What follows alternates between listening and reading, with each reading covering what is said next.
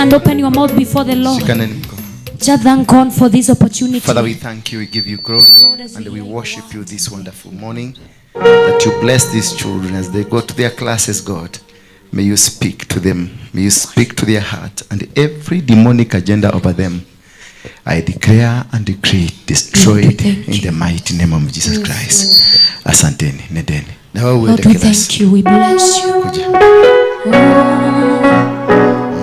Enda class. Enda.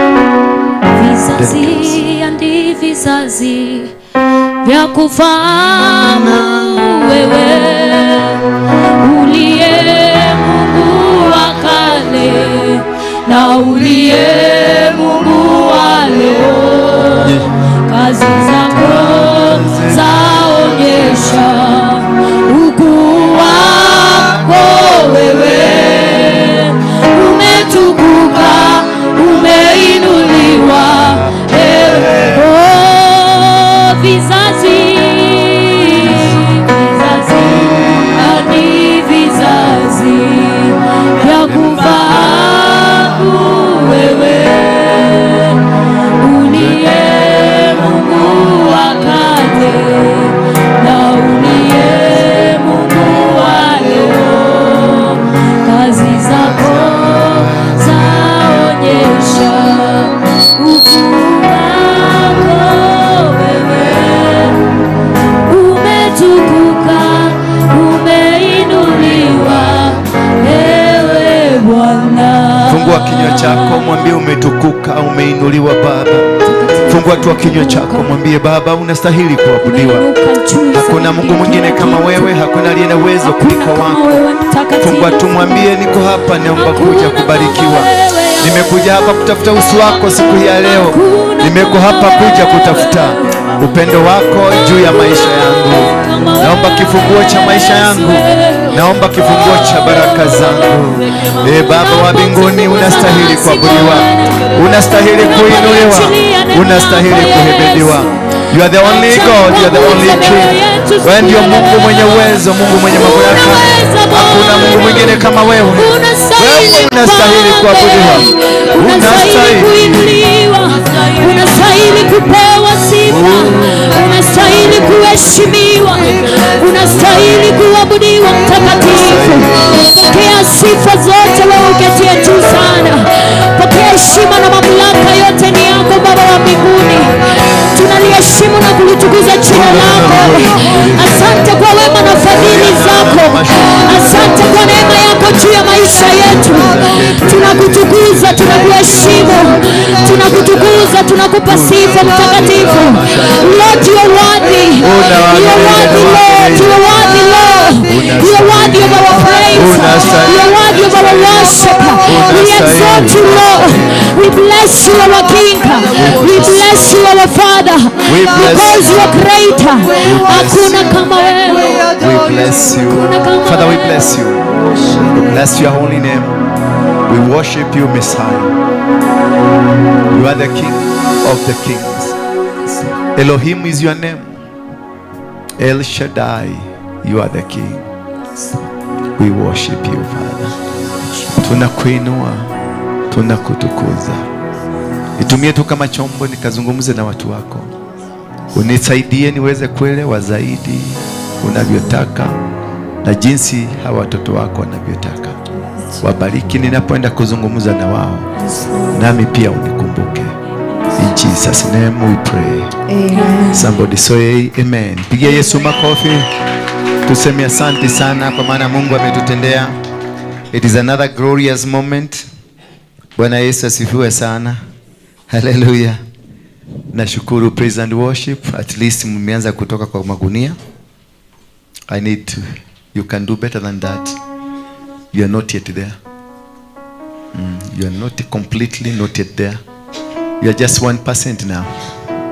We pray that you get 2%. We need a vibrant team. There is nothing you don't have. You got everything. Bwana Yesu asifiwe sana. Tuendeleeni kuwaombeani. We bless them. They are our sisters and brothers. Tukue msaada kwao. Ndio we continue improving them to become better and better and better. Hello. Hello. Inulia mkono wako juu. Mami nguo maroon, kaa pale umeambiwa ukae. Please. Afande, ruka hiyo kitu kingine. Hapa ni kwa komanda. Hapa. Na ukuje usalimie watu afande. Umekumisi sana. Kuja tu. Mtu ukipangwa kukubali tu kupangwa. Si kwa ubaya. We trying to put our church together. We are a young church. Mtu vumilie tu. Hatujafika mahali pa tunajipanga tu, tunajifundisha. Afande. Wewe ndiye ukienda mbali. Mbali ni wapi? Past Machakos. Ndio walikupeleka? Transfer. Yes, kuna kitu nilikuwa nafanya. Simama tu hapa. Sasa hawataki ukae hapa Nairobi. Lakini tulikuambia tukasema utapata madaraka. Yes. Unapatanga madaraka unarudi kule ulirudi. Si unapelekwa kwingine? Nimerudi Nairobi. Kufanya nini? Kazi. Huko hakuna kazi? Nimetoka huko. Salimia watu wa Mungu. Praise God. Bwana Yesu asifiwe. Nisalimie hewani. Bwana Yesu asifiwe. Wale wanijui, naitwa Yvonne. Kutoka Machakos County. Mimi ni mshirika wa hapa. Mimi ni mtoto wa hapa. Bwana Yesu asifiwe. Hata nikienda mbali bado roho yangu iko hapa. Bwana Yesu asifiwe. Nilikuwa nimewamiss na wapenda. Nimepata nafasi kidogo nimekuja. Muzidi kubarikiwa. Hata ukikosa tumaini leo, muite huyu Mungu. Bwana Yesu asifiwe. Bwana Yesu asifiwe. Tuweke siri ndani ya huyu Mungu. Na tuweke agano moja. Tumtumainie huyu Mungu wakati wa magumu, wakati wa shida, wakati wa furaha. Huyu Mungu atabaki kuwa Mungu. Bwana Yesu asifiwe. Nimeona akitenda kwangu na atatenda kwa mwingine na atatenda kwa mwingine. Jana, leo na hata milele atabaki kuwa Mungu. Bwana Yesu asifiwe. Simubarikiwe. Na wapenda nyote. Afande, simama tu, sijui kama tuongelelee kuhusu kidogo ama ni privacy. Sekpo.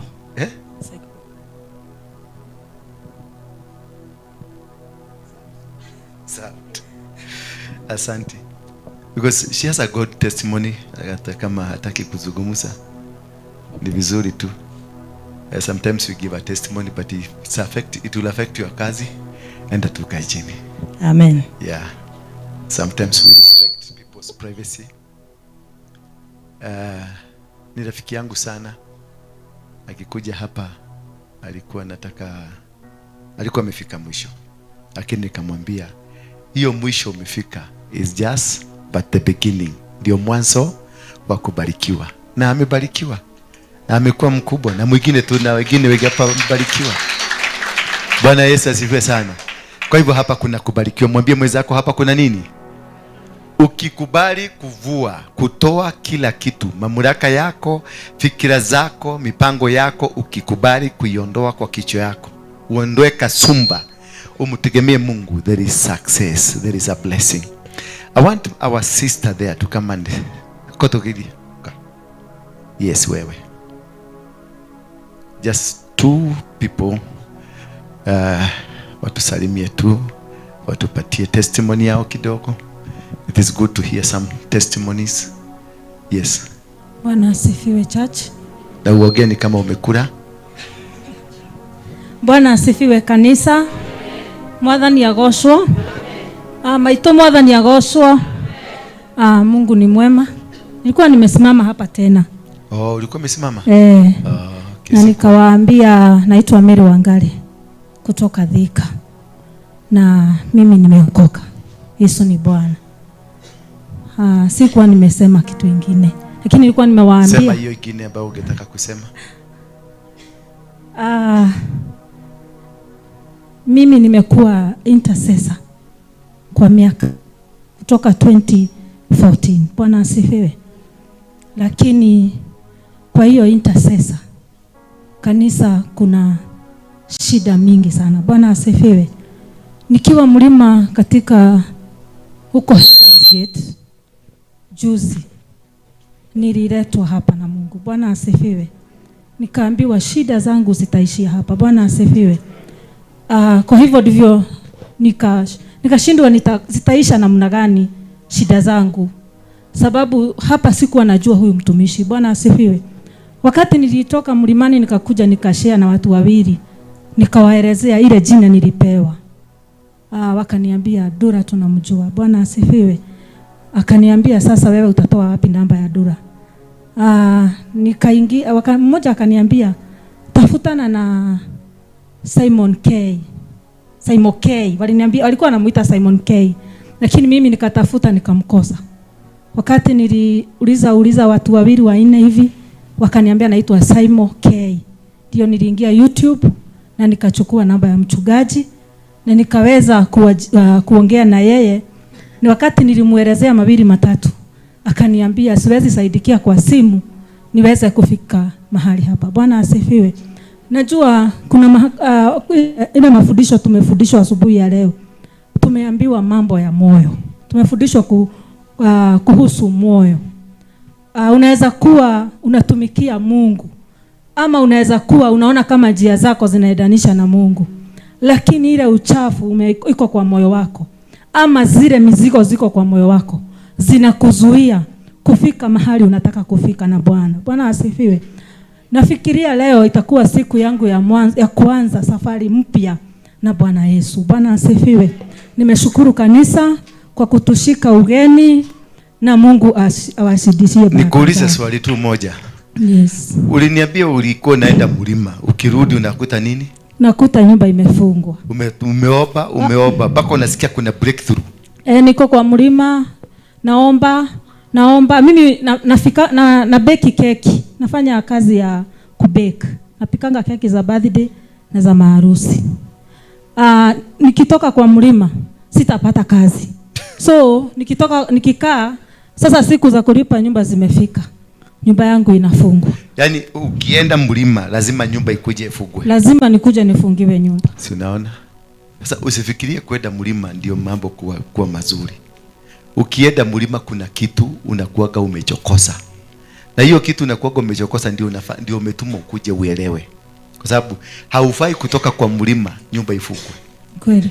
Umefaa kutoka kwa Mungu, kila kitu una command inafanyika. But if you find kuna kitu inakuja ina block baada ya mlima. Na ukiwa kwa mlima breakthrough inakujaga kabisa. Nikiwa kwa mlima niko na breakthrough, lakini either nikiwa kwa mlima nigonjekee huko, nimaliza maombi kama niko mgonjwa. Sana na kuanga na shida ya kuumwa na kichwa pande hii. Nikiwa kwa mlima ya. Sasa kuna swali nilikuuliza. Nilikuuliza swali gani? Nani alikuwa Mudomogo? Mudomogo kwenu. Ukaniambia ni nani? Baba mwenye amezaa mama yangu. Sasa wewe unakuaga mganga. Ndio maana ukienda Heaven's Gate unaendelea kuchokosa komisi ya kwanyu, mizimu ya kwenu. Sasa ndio inakufanya uojeke. Na ukitoka huko ukiwa mzima, ukikuja nyumbani inakuuliza ulikuwa wapi. Maana waliokoka na wao uliokoka, lakini rorera rwaku bado rorioho. Bado umeshikanishwa na madhabahu ya wapi? Nyumbani. Ya nyumbani. Tupate mwingine hapa, simama tu hapa. Mami, uko tayari kuzungumza? We. Mwana wa Mea. Ukatu. Kuja tu. Kuja hapa, mwana wa Mea. Nyaremenya. Yes. Nataka tusikie story za huyu na za huyu. Ule apendi kuongea, lakini kuja hapa leo utaongea. Zunguka hivyo. Because leo I want to teach you something that will liberate you forever. That will change you. Because most of us are suffering not because we deserve to suffer. Thoguo arimea ndinde muini murata akwa. Aragia ta kameme kero. Na niguo aragia tatuire marito maku witagwo atia na ukite guku atia. General nyuithetie muuma ndukenda kwaria. Na nindeuga no ukwaria. Salimia watu wa Mungu. Praise God. Habari zenyu? Mnakaa vizuri sana, mnakaa kubarikiwa. Simeona najua kuongea. Simpigie makofi ndio aongee hiyo ikide. Unaitwa nani?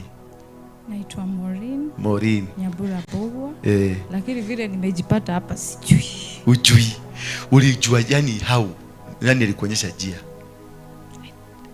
Niseme tu ni Mungu. Ni nini uliona ndio ikulete hapa? Nimejaribu kufikiria, sielewi. Sielewi. Uelewi? Ndio ikiloleka huko? Yeah. Sielewi. Kai. Mungu amenileta hapa. Yeah. Huyu msichana ni rafiki yangu pia. Baba yake ndiye rafiki yangu. Wakati alinipigia mimi simu sikujua, lakini niliona jina ilitoka nikaona ni kama ya jina ya mtu najua. Alipokuja amenipatia masaibu makubwa. Hakuna dunia hajaenda huyu. Hakuna nchi hajaenda, si kwa uzuri, kwa ubaya. Bwana Yesu asifiwe sana. Hakuna kitu hajafanya. Hii ni mang'aa. Hii ni mungiki. Lakini nilipozungumza na yeye nikamuuliza ni nini inakufanyanga uende? Hajui. Ni nani amekuleta hapa kwa hii nyumba? Hajui. Ati alisikia kitu kinamleta tu, kinamleta. Akaambiwa ingia hapa juu. Na akaingia. Mimi sikuwa. Akaniulizia. Nikamwambia si yuko nitakuja. Akasema wacha niende nitakuja. Akakuja tena. Tukaongea na yeye, ameteseka. Maana ni mtoto aliyezaliwa lakini hakulelewa na wazazi kwa sababu alifikiria wazazi wamefanya nini? Walikufa. Ule muragasiana na mafafa maito. Hata kuna mwingine ameletea watoto juzi walikuwa wameambiwa nilikanyagwa na lori. Bwana Yesu asifiwe sana. But why, kwa nini nimewaita hawa wawili? Kwa sababu kuna kitu nataka nikufundishe. Asanteni, nende mkae chini. Be very keen. You learn that there is a process of God in your life. And what you are going through, you are not going through because God hates you. It is because kuna confusion ilifanyika mahali. Kuna kitu kiliwekwa ndani yako kiko mahali. Kimekusababishia majuto unayoyapitia. Yule afande alipokuja hapa alikuwa amebeba risasi moja, akaniambia hii, if I don't find a solution hapa, hii ni yako. Nikamwambia hapana, tulia, maana Mungu atakusaidia and your life will never be the same again. Kuna afande mwingine bado na yeye alikuwa ameteswa mpaka amefika mwisho. Akikuja hapa alikuwa amefika mwisho. Akatoroka mara ya kwanza akaenda, akatoroka mara ya pili akaenda, karudi hivyo hivyo. Lakini Mungu did. And as we are talking now, ni inspector na alikuja hapa akiwa constable. Maana kuna kitu ambacho uko nacho haukielewi. And this is what I want to tell you, the reason why you've been suffering. The reason, kuna mama mwingine tena alinipigia simu jana manijuzi. Akaniambia ameshuka tu gari, amehagiwa na mtu. Akasikia kitu imenyonywa. Na maombi kapotea. Akajaribu kuomba, imepotea. Nani mtu tumekutana na wewe na nimekuhagi, usikujui unijui.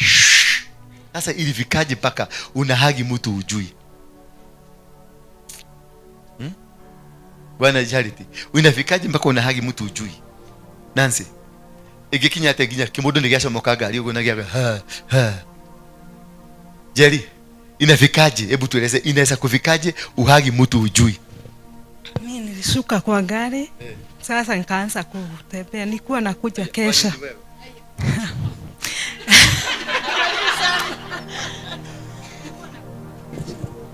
Nilikuwa nakuja kesha. Sasa nikashuka kwa gari. Nikaanza kutembea hivi. Nikuje hapa pa station hapa OTC. Mimi nilistukia nimehagiwa kabisa. Kufumba na kufumbua. Alifanya hivi? Kabisa. Na hivi?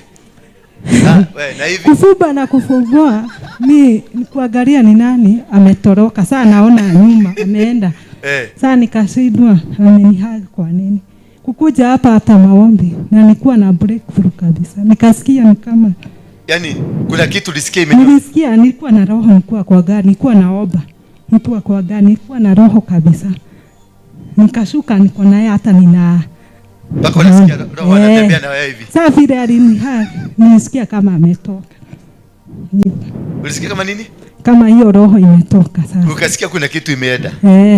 Thank you. Asante. I want you to understand this. Because today, siku ya leo, kuna badiliko linafanyika kwa hii nyumba. Na kuna badiliko linafanyika kwa maisha ya watu. Kuna watu leo watakuwa demoted hapa. Kuna watu leo watakuwa demoted hapa.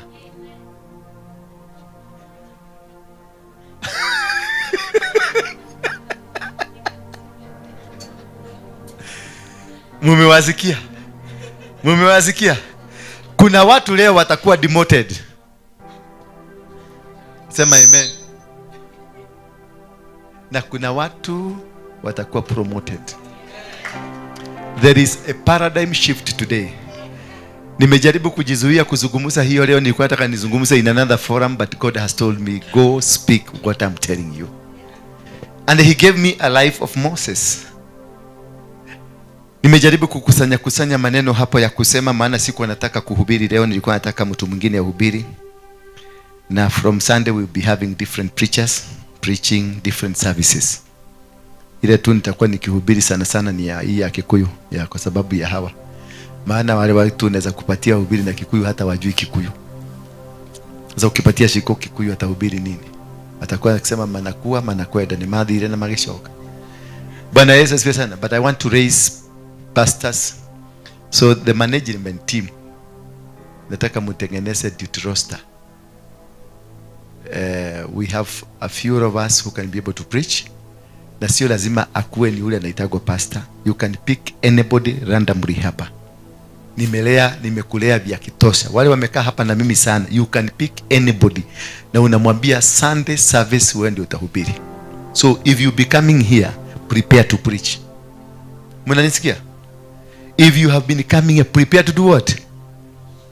Haya. If you've been coming here, prepare. If you've been coming here, prepare. Yes. Randomly unapiki unamwambia Sunday prepare, wewe ndio utakuwa preacher wetu. Simple as that. I'm training trainers. I'm a trainer of trainers. Mimi si mtu wa washirika. Mimi ni mtu wa kufundisha watu ambao wako na mafuta. Sitaki kukaa na watu wazembe. Kwa sababu all of you here, you are anointed, highly anointed. You are men and women of God. Lakini kwa sababu ulikanyagiwa na ukakanyagika, that is why you behave like somebody who does not understand himself. Lakini from now henceforth, ole wangu, kama ni kutoroka, toroka sasa. Kwa sababu microphone utashika na ni 1 hour preaching. 1 hour. Kwa hivyo kama ni kutoroka, ore. Naigwa. Wako no unyitaga microphone ukaja kwa ina inogathigina. Othie ore. Lakini lazima mtapreach. Muko na vipawa na nataka lazima nifugue. Iheo cianyu no nginya cihingũke. Bwana Yesu asifiwe sana. Huyu mama ako na kipeo. Lakini unasikia anashuka tu matatu, kipeo inachukuliwa. Kushuka tu. Akaigwa agatweka empty. Lazima tujue why is the devil so much on you. Lydia. Sade ni wogato hujeri.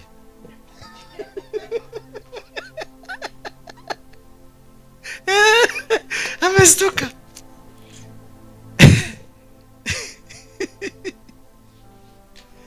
I want us to discuss a calling. Andika jina, a calling. What is a calling? A calling. Tell your neighbor, a calling. How do you know you are called? How do you know that you are a man or a woman of God? What ile kitu unafanya ama maisha ambao unaisha, are you living a normal life? Are you normal? Analyze yourself. Are you normal? Do you live a normal life? Are you like others? Uonago hiana takati, uonago hiana ta mundu kana kama uruki. Tarua behavior yako, character yako. How do you behave? Watu wengi wananiona kwa Facebook na kwa YouTube wakiuliza, Waruigi wewe ni binadamu ama ni nini? Sasa ni nini nashindwa? Ni nini hiyo anaona kwangu ambayo siioni? Maana mimi niko na damu na niko na nyama. Lakini kuna watu wanasemaga Waruigi is not a human being. Wewe unasemaga mimi ni nini? Wewe unasemanga mimi ni nini? Ndio ukuje, kwa sababu wakati uliambiwa jina Dora, ulifikiria kitu gani kwanza? Nitafika aje huko? Nitawezaje kumface? Hiyo maswali ukijiuliza, ulijiuliza kwa sababu mimi ni mbaya ama mimi ni sura baya? Sura baya?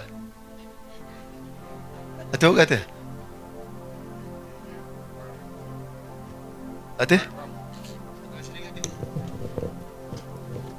Niĩ ngĩũka gũkũndeciragia atĩ warĩtwa wa Waruigi nĩ ũrĩa arĩ wa Mũngiki, no rĩrĩa ningĩ ndokire gũkũ ningĩ ndonire tiwe, tondũ ũrĩa ndamuonaga mbica-inĩ ndakinya gũkũ ngĩona tiwe. Mbica-inĩ wamuonaga hiana arĩ kĩmaramari. Kĩndũ kĩũru. Charity, how did you come here? Bila kuelewa ni modo. Niliambiwa na mtu nikuje hapa, nikakataa miezi miwili. Sababu niliuliza nimepelekwa kama nimepelekwa kuzimu.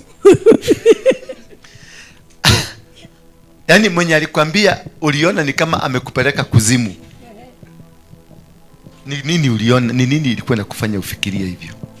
Kwa sababu ya life yako vile ilikuwa before. Ulikuwa unanijua? Ukuona tu na kusikia. Kwa hivyo hunijui. Sikukujua lakini uli assume ni vile uko tu. Venye niko. Hello. No, wewe ukikuja hapa? Ulifikiriaje ukikuja hapa? Actually diakoi. Ona diakone sijai kuona. Uko umeniona? Nani alikuwa? Sikuwa najua. Nani alikuambia ukuje hapa? Nilikuwa I was so down. Maisiria makejera nyingire YouTube. Kufungua tu YouTube hivi nikakutana na wewe. So nikawa tu interested kusikiliza. Wakati nikusikiliza nikasikia haya, akakuwa na kitu kiega hau. So after ndio nikakuja kujua wakati ulikuwa na explain ati wewe vile ulikuwa hivi. Na getua matua. Nikatua getua matua huko nitafika. So nilikaa tu kama Sunday Billy ya kufikiria. Najipanga nione kama nitapata time. Lakini sasa ya tatu hata nifika hapa kitu saa 5. Nikasema nikaambia Mungu asante nimefika. Although sikupotea sana. Thank you. Mpigie makofi. Wewe ulikujaje hapa? Wewe. Mimi ilikuwa mwezi wa Samba. Nilikuwa nimepitia tu. Kupitia? Ile ya kupitia. Kabisa. Then nikasikia go and share the grace. So nikauliza Mungu how. So nimekaa 10 months. Juu wakati nilipanga kulipata sasa mafuriko. So nikaambia Mungu sitahama kanisa. Juu si uko ni mbali. So nikaanzia ukuja Keshas. Hapa. Na nikatap ngirisi the same day. Kile Mungu aliniambia nilipata mimi. But ulijuaje hapa? Mimi. Ndio waambie ukatapu grace. Uliambiwa ukatapu kwa nani? Okay, niliona wakati Bishop Harrison Ng'ang'a alikuwa anafungua church.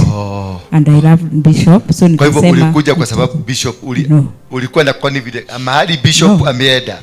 Okay, kwangu mimi sikuwa naogopa Mungiki because wamenisaidia. Ulikuwa meba. Asante sana. Thank you. I want us to look at the Moses life. Ni nini ambacho kinafanyikia binadamu ndio akafika mahali amefika? Ndio wewe ujue uko na mafuta, na ndio uitwe mchungaji, na ndio uitwe nabii. na ndio uitwe prophet ama uitwe apostle. What has happened in your life? Ni nini kimechangia mpaka ukafika mahali umefika? Ni vita gani umepitia? Ni challenge gani ambazo zinahitanishwa na man or woman of God? Because most of you here munalia kila siku kusema ni kama Mungu amekusahau. Lakini kuna kitu ambacho hukielewi. Uelewe ya kwanza, ni kwa nini unaona ni kama Mungu amekuacha? Ni kwa nini unaona ni kama Mungu hakui pamoja na wewe? And while others wanaishi, dada zako na brother zako wako sawa, lakini wewe changamoto ambazo unazipitia ni changamoto hazieleweki. The understanding, the life. Moses ni mtoto mwenye alisio the life of a true Christian through the life of Moses. Ndio tunadiscuss leo. The life of a true Christian through the life of who? Moses. We are looking at Moses. Moses aliishi maisha gani? What was the life of Moses? The Hebrew people were slaves in Egypt, and Herod had ordered all boys to die. That is the beginning of a struggle. That hawa watu walikuwa watumwa katika nchi ya Misri. Walikuwa Wayahudi, the Hebrews people. And then they were all slaves. And the leader of them was Pharaoh. Akapata fununu ya kwamba kunazaliwa kiongozi mwenye atasaidia hawa watu kutoka kwa mikono yetu. Kunazaliwa mtu ambaye atabadilisha maisha ya hawa. Kunazaliwa mtu mwenye atakuja kuzungumzia hawa watu na ako na grace na ako na favor ya maneno atakayo yazungumza. Hawa watu watasikia, na wakisikia wataondoka kwenye minyororo ambao tumewaeka. Favor, mwambie mtu karibu nawe favor. Tell your neighbor favor. That the king then, Pharaoh, alijua na alihisi na alisikia, maana hata maadui wako, hata kwa shetani, wanajua kinachoenda kufanyika katika maisha yako. Ndio kwa maana Yeremia akaambiwa, kabla hujazaliwa nilikujua na nilikutenga kutokana na nini? Na maadui. Nilikutenga, nikakuanoint na nikakuconsecrate. I consecrated you, I anointed you, and I set you apart. That Jeremiah was set apart, akakuwa consecrated na akakuwa anointed kabla kuzaliwa kwake. That is the beginning of the journey of a man called to serve, a man called by God. The beginning of your journey is that you are not a normal person. Because Mungu hata kabla baba ya Jeremia na mama ya Jeremia wakutane, already huyo mtu alikuwa amezaliwa. Kabla baba ya Jeremia na mama wa Jeremia, the shosho, kabla wakutane, Jeremia alikuwa already ashazaliwa. Kabla baba ya shosho na mama ya shosho za upande wote mbili, Jeremiah had already been anointed, consecrated, and set apart. So how do you behave when you are set apart? Being set apart, you are not part of the congregation. Being set apart, you are not part of us here.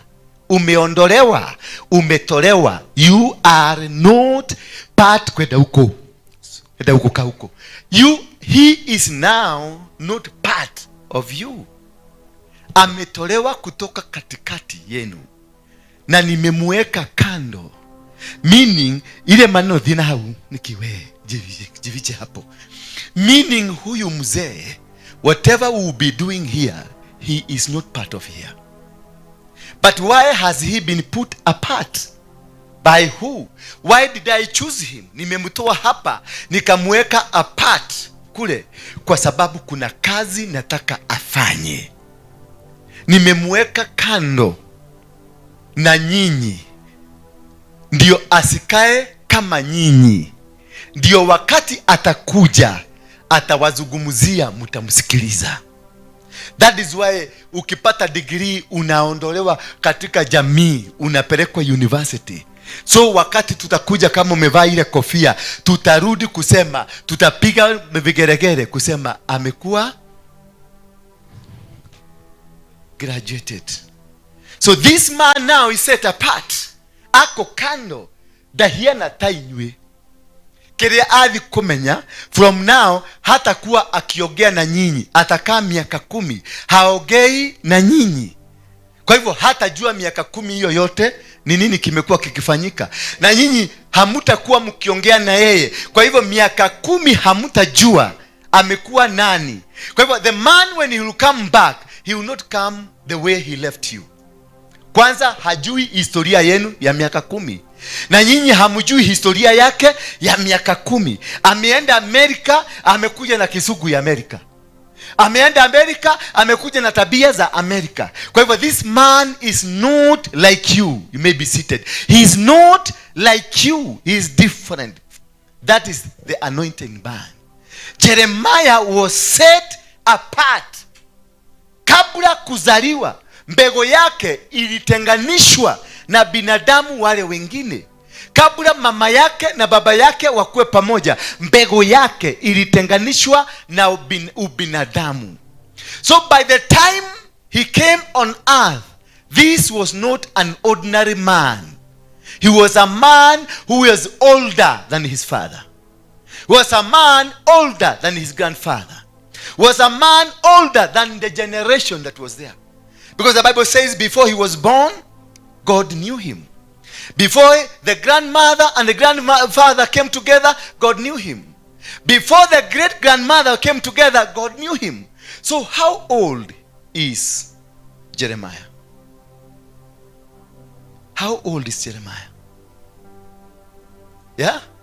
Before your mother was born, you are known. Before your grandmother was born, you are known. Before your great-grandmother was born, you are known. So how old are you? How old are you? How old is Jeremiah? Yeah? How old is Moses? How old is Jesus? How old is Jeremiah? These people you see who are prophets, people who are women and men of God, they are not of the age you are seeing them. That is why they have a superior mind, a superior thought, a superior spirit than you. When Jeremiah, kwa sababu alikuwa ndani ya mwili wa mtu, akamwambia Mungu in verse 10 of Jeremiah 1, verse 6 and 7, that how or what will I say? I am just but a youth. Mungu naye akamfanya. Wakati Mungu aliona hiki kimodo nikija kueshokia kitweke modo, God alikuja haraka sana, akamshika mdomo, akaguza ulimi wake, akamweka maneno yake, akamwambia usirudi kusema wewe ni mtoto. Maana Mungu hamuoni kama mtoto, anaona mtu mzima wa miaka mingi. Bwana Yesu asifiwe sana.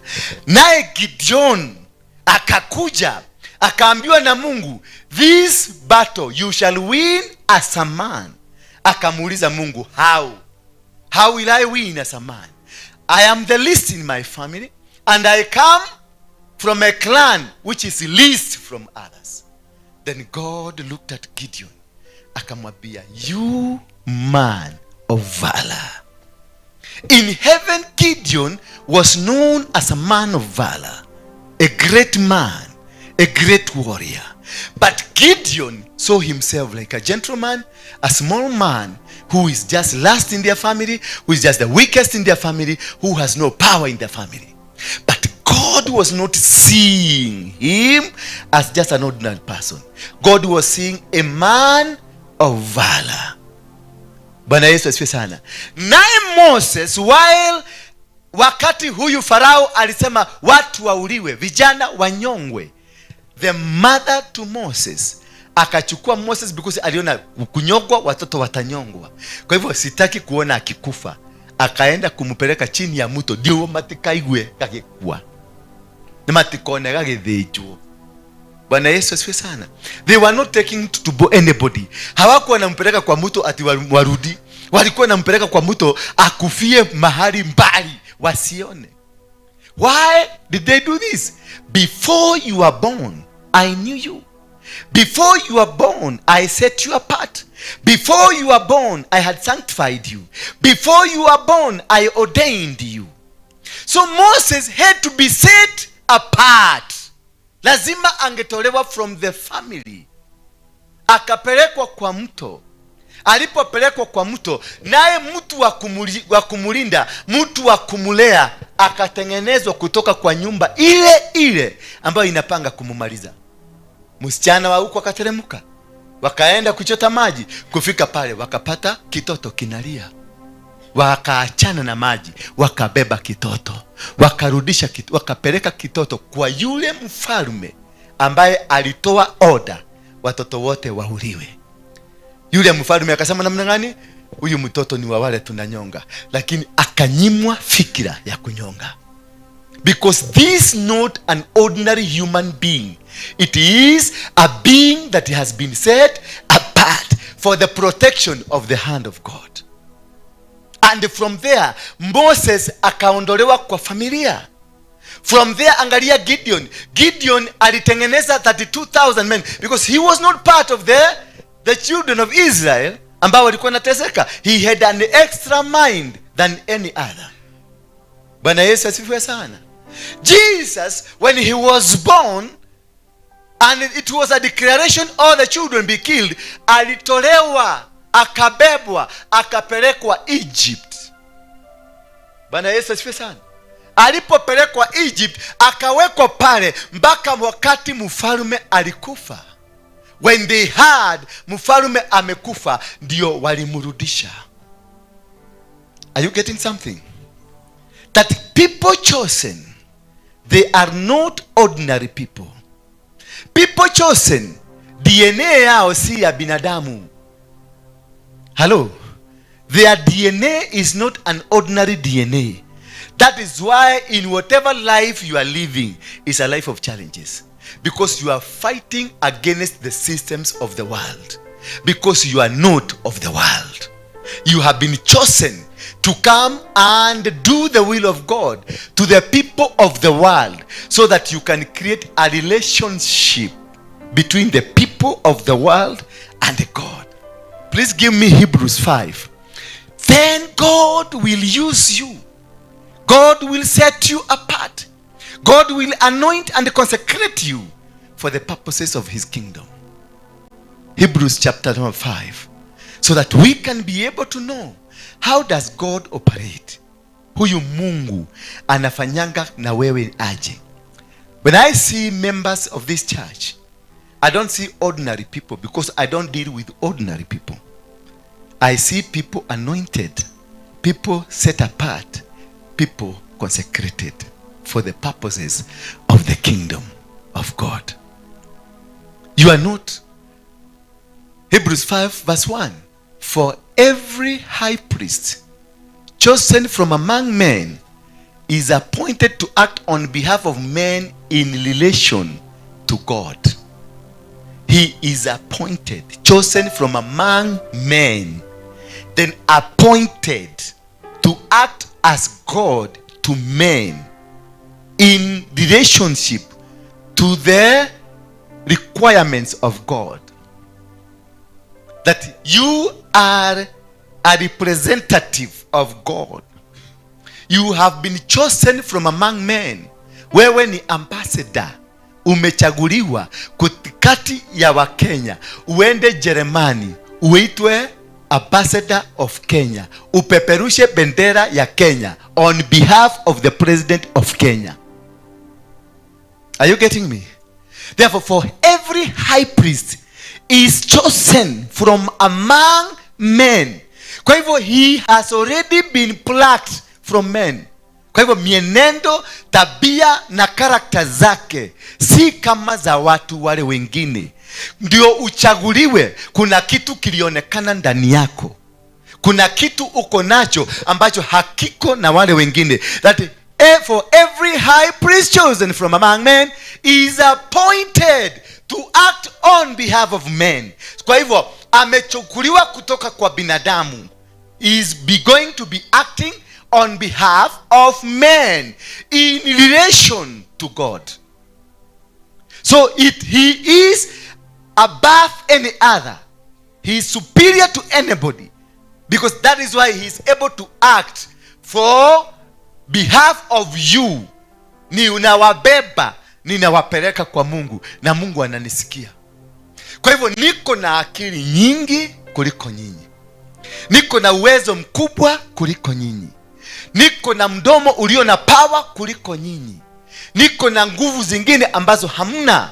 Ndio kwa maana nikachaguliwa kutoka kwenu. Ndio maneno ya Mungu yanayohusikana na Mungu, na napoyatoa yanakupata. Because I'm not an ordinary person. Bwana Yesu asifiwe sana.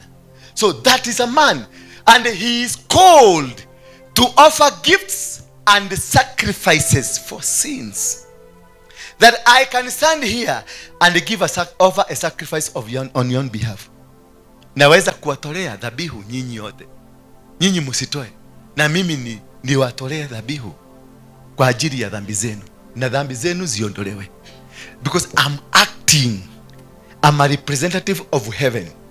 Now I'm acting like where God will act. Are you getting me? Are we together there? That my position and capacity given to me, it is to act and do what God will want to be done. So any instruction I'll give, it's a heavenly decision, because I am a representation of heaven.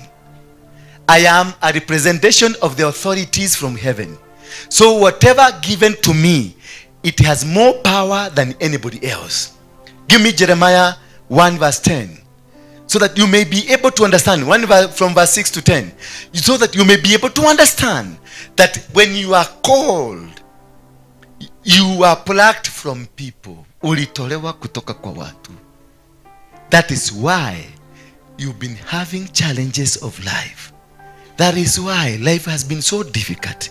That is why your family can reject you. That is why a member of the society can reject you. That is why everything will go against you. Because you are trying to live like them, but God does not want you to live like them. And because you are born in this society, you behave. Then I said, Jeremiah 1 verse 6. Then I said, Lord God, behold, I do not know how to speak, for I am only a youth. Meaning, this man chosen from among men does not have a language of the earth, does not know how to speak. Moses was a stammerer. Elijah was even a more confused fella. Elisha was even more confused. That he never lived a life that was lived by others. Oh, then I said, Lord God, behold, I do not know how to speak, for I am only a youth. Because only the language he understands is a language of a youth. Hajui language ingine. Hajui anajua language ile ya kijijini. Na amepatiwa responsibility go and do this. Who will understand you? Atunabia Mungu ati Mungu amesema kijiji hiki mubadilike, na wanakujua wewe ni kale katoto kalikuwa kanachota maji. So he went and told them, I do not know how to speak. 7 please. I do not know how to do it. I do not know how to go about it. Bwana Yesu asifiwe sana. Tuendelee baba. So therefore, it makes you feel like you are not part of them. But the Lord said to me, do not say I am only a youth. That's God. But look at Jeremiah. He is a youth. He's not lying. He is a youth. He is just a youth. And he is not lying. Truly, from his mind, from everything, he is not lying. He is speaking the truth. That he is just but a youth. But God comes because he has a platform where he communicates with God. A person that has been called, he has a platform. Anakuanga na platform ya communicate. That is number 2. How to know you are called. There is a platform that others don't have of communicating with God. So he is who said, do you not say that I'm only you? For to all to whom I send you, you shall go. To whoever I send you to. Wherever I send you. Meaning, it is not about prayers. A cold person, mtu mwenye ameitwa, hata maombi mingi hana maombi mingi. He is only told what to say. So you don't need to pray to go and say what you've been told. You just go and use your mouth to speak what God has said. So sio mtu ambaye ukitarajia muende naye katoroni, mumalize naye siku mzima akiomba. Ataenda ile maombi mtashikana mikono tuombe hadi tuetagane. Ukienda kumwangalia utamkuta kwa TikTok. Bwana Yesu sana. Na wewe saa hiyo umechapa maombi 6 hours non-stop. Baka macho imekondoka. Lakini ukienda na anakuambia mwathani ajira atiriri ati tuma haha tuguthie kuna na nitugakora andu atano matwetereire. Na wewe umeomba 6 hours, hakuna mwathani ameongea na wewe. You are still blind. But this man umekuta kwa TikTok. Badala akwambie venye TikTok inakwambia venye mwathani amesema, lakini ukiangalia zile vitu alikuwa anafanya kwa TikTok, alikuwa anacheza game. Bwana Yesu asifiwe sana. I am only a youth, for to whom I send you, it is being sent. It is not a negotiation. The number 3, to know you are called, you don't negotiate. There is no negotiation. There is no comparison. There is nothing you can say ate mwathani reke nyambe thie karime hanini. Mwathani reke nyambe thie katukaine gakwa. Kenyambe nyendanye hanini ne gucoka njuke. These people, they have no room. They have no right of their life. They are just puppets. They are there. Hawajielewi, hawajijui. Bwana Yesu asifiwe sana. I am, for to whom I will send you, you shall go. And whatever I command you, you shall speak. So, do you speak your words? Number 4 is that you don't speak your words because you don't have. You don't speak your words because you don't have. Utakaa na huyo mtu kama huyo, utakaa na yeye atakubotu. Maana utafikiria umepata mtu wa kupiga story, unajikuta uko peke yako. Aliondoka. Ako na mambo yake. Hata anabebwa. Mnakaa hapo unaona body. Lakini alishabebwa na medwa. Bwana Yesu asifiwe sana. And whatever I command you shall speak. 8 please.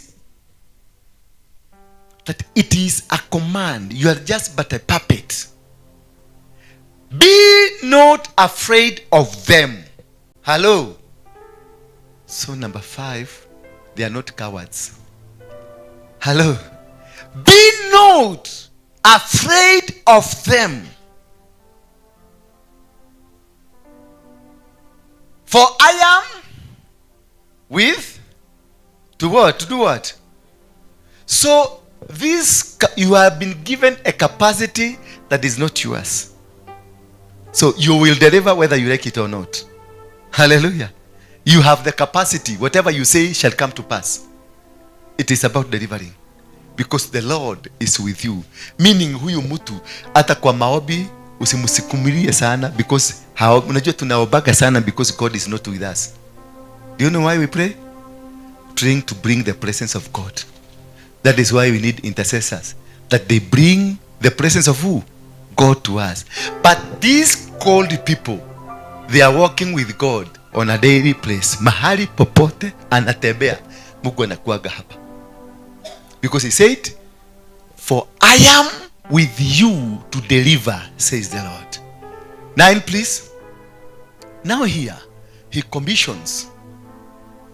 Then the Lord put forth his hand and touched my mouth. And the Lord said to me, behold, I have put my words. So any man called does not behave it like it is him. You are a puppet. People will never understand you. People will never be there to love you. You will not be loved by people. They will be with you because there is something they are getting from you.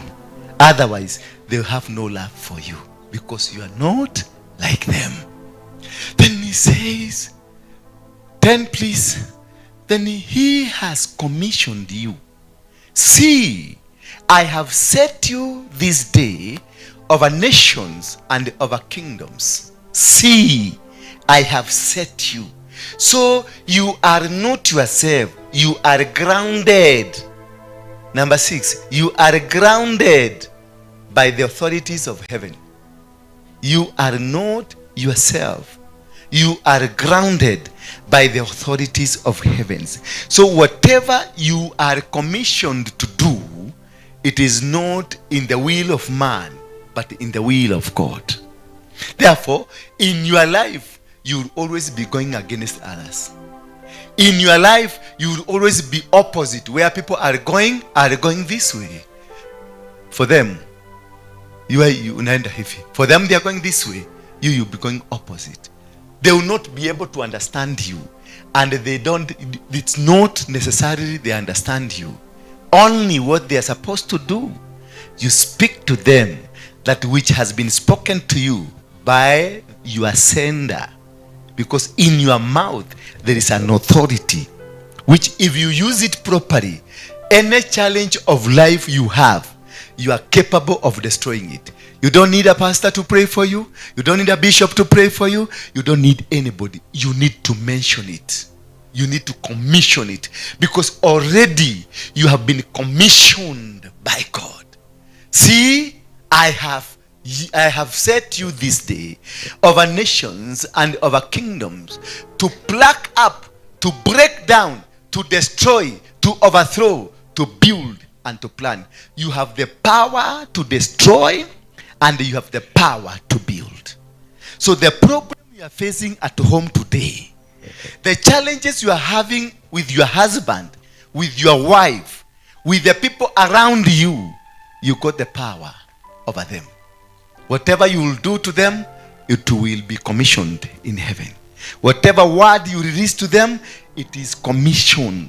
Because you are not an ordinary person. You are a person chosen from among men to represent the will of God to men. So whatever you are doing, it is the will of God to men. If you say, I stop this, it is the will of God. If you say, let's go, it is the will of God. If you say, let's stop the rain, it is the will of God. Because the tongue, he touched my mouth, removed every human words from my mouth, and he put his new word. So I am renewed, and I cannot conform to the things of the world. Because I am renewed. Anything that was in me was removed. And God put a new thing, new words in me. That is why I don't agree with my brothers. That is why I don't agree with my sisters. Because I don't speak of me or things that are mine. I speak things that are of God. And when you are speaking the things that are of God, you speak the opposite of the will of men. Hello? Are we together up to there? We are understanding a calling so that you can be able to understand why they hugged you. So that they can be able to understand why you are so confused. Why your marriage cannot stand. Why business cannot accept you. Why people, they still look at you and they see like you are abnormal. How the life you have lived since the young boy or young man or woman, how you have lived, it is not ordinary. You have lived by the grace of God, because the words that you speak that are of human, they were removed. What is in you, it is what God. So if you come to a place like this one, and the words of God that you have been put today, it is you to hate sin. Whatever you rise up to say, people of God, turn to God. Simple. You don't negotiate. You don't agree. Because you are not an ordinary person. Wewe si mtu wa kawaida. Ndio kwa maana umejikuta mahali kama hapa. Wewe si mtu wa kawaida. Ndio kwa maana hata katika uzeeni wako kuna kitu kinachotendeka. Unajikuta kanisani. Wazee kama nyinyi hamupendi kwenda kanisani, kukalishwa na pasta, mkikaa hapa mkiambiwa matohoho, mngekuwa kule nyumbani mkikunywa karobo. Lakini umejikuta ndani ya nyumba ya Mungu kwa sababu kuna kitu Mungu ameweka ndani yako ambacho hakijatumika. Na ndio sasa lazima kikutumike. Na ndio usumbufu ambao umekuwa katika maisha yako, usumbufu ambao umepata kutoka familia zako, usumbufu ambao umepata kutoka kwa watoto wako. Ndio kwa maana unalala ndani ya kanisa, kwa sababu shetani hataki ujue wewe ni nabii. Bwana Yesu asifiwe sana. Hello. The challenges, the difficulties, mambo yanayokukuta ni mambo mazito. Musa alibebwa na mama mzazi.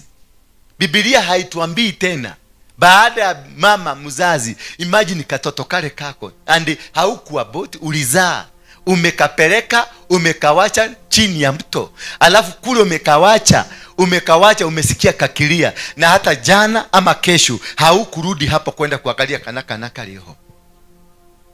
Bwana Yesu asifiwe sana. Haukwenda kuangalia, haukurudi kuangalia. Wewe tu ulienda ukiendaga, maana wewe ulisaidia Mungu kubeba mtoto, kubeba mbegu yake. Na wakati ilitoka mbegu hiyo, hauna power kuichunga, hauna power kukaa nayo, hauna power kutembea nayo, hauna power kuzungumza jambo lolote kuihusu. That is why you are abnormal.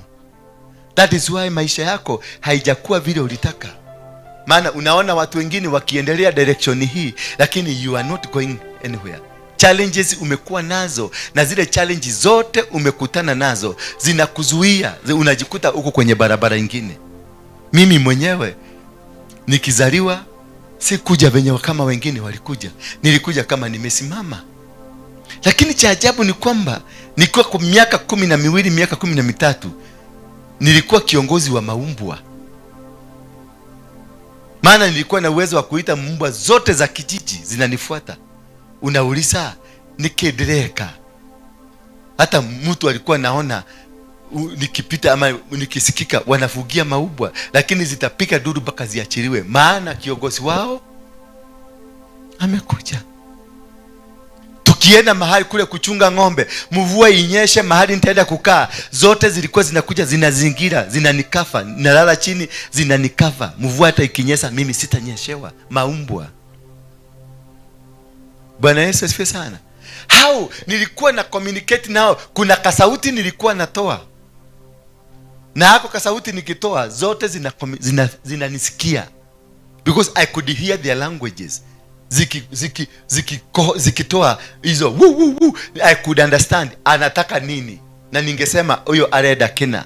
Na hivyo ndivyo walikuwa nataka, because I had been, nilitolewa akili za binadamu, nikawekwa ya kusikia wanyama, na nilikuwa na uwezo hata kusikia ndege zote zikiwa karibu na mimi, ningesikia wanataka nini, wanazungumza lugha gani. Bwana Yesu asifiwe sana.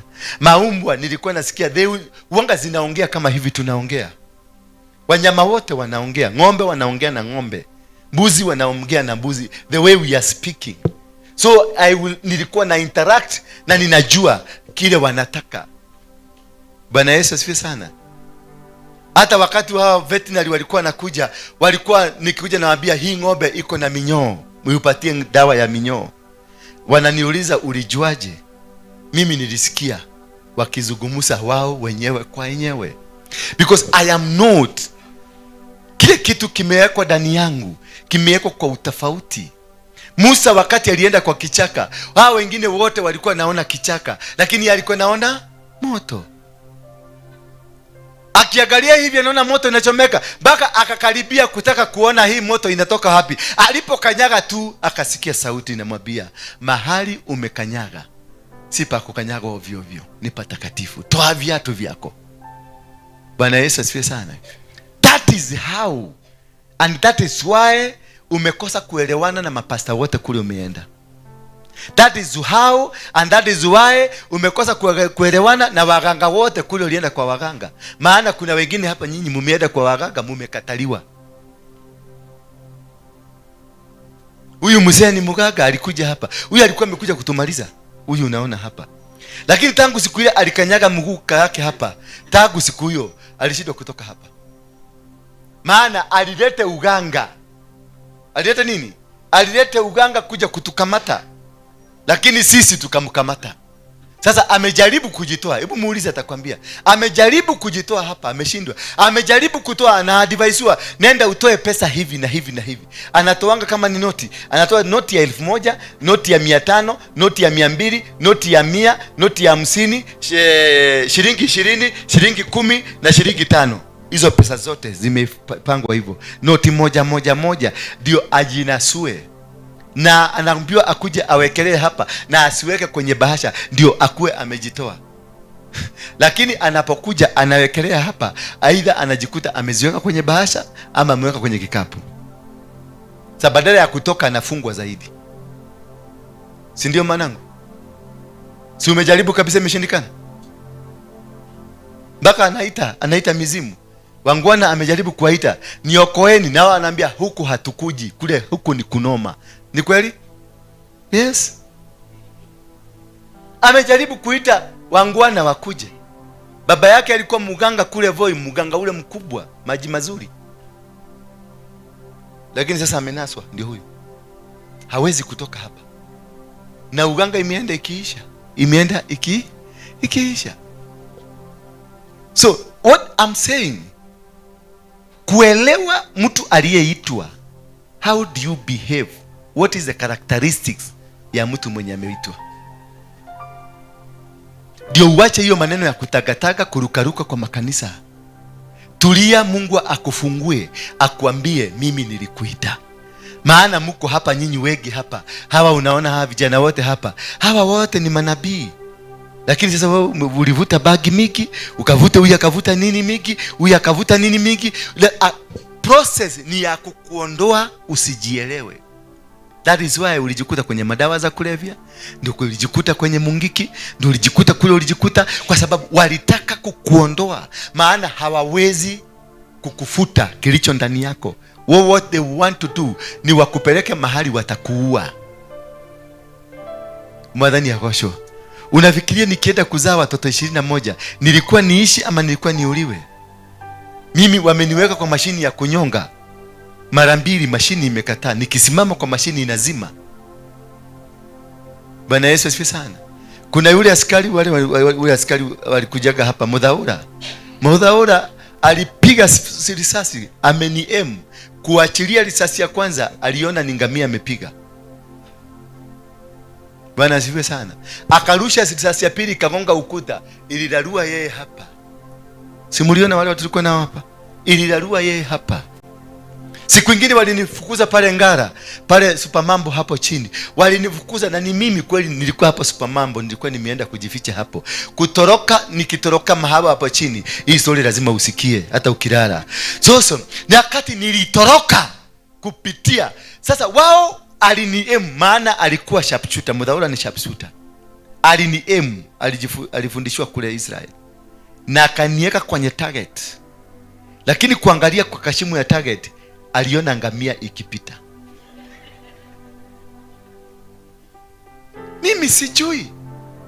Mimi sijui. Alituambilia hapa. Na hiyo ndio kitu ilifanya alitoke kwa friends good. Maana aliona mambo kama hiyo 3 kwangu.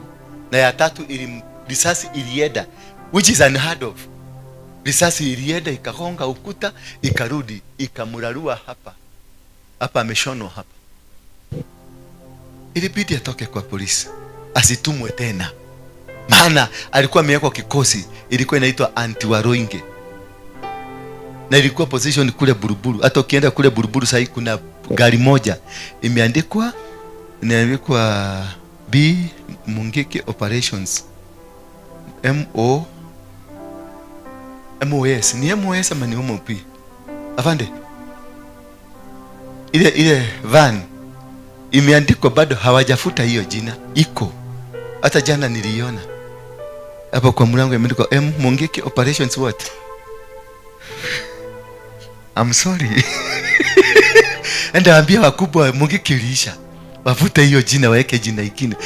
Zile mapujo station wagon zilikuwa Peugeot 8 KAM zote zilinunuliwa kwa sababu yangu. Mastation wako ni Peugeot, ziko hapo Buruburu, zimelala hapo, zilishindwa kuniua na zilikuwa zimetengenezwa ziniue. Zilikuwa 8 ma KAM 8 zilikuwa zinaendeshwa na watu walikuwa wanaitwa kina Motiso. Acha kuniangalia vibaya mami, hapa ni kanisani.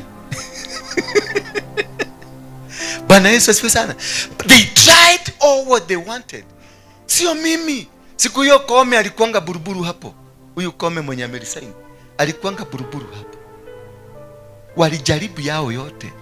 Sio mimi. Si kujikinga. I did not apply anything. Siku moja tukiwa kwa nyumba na watoto wangu wamekaa, polisi wakakuja.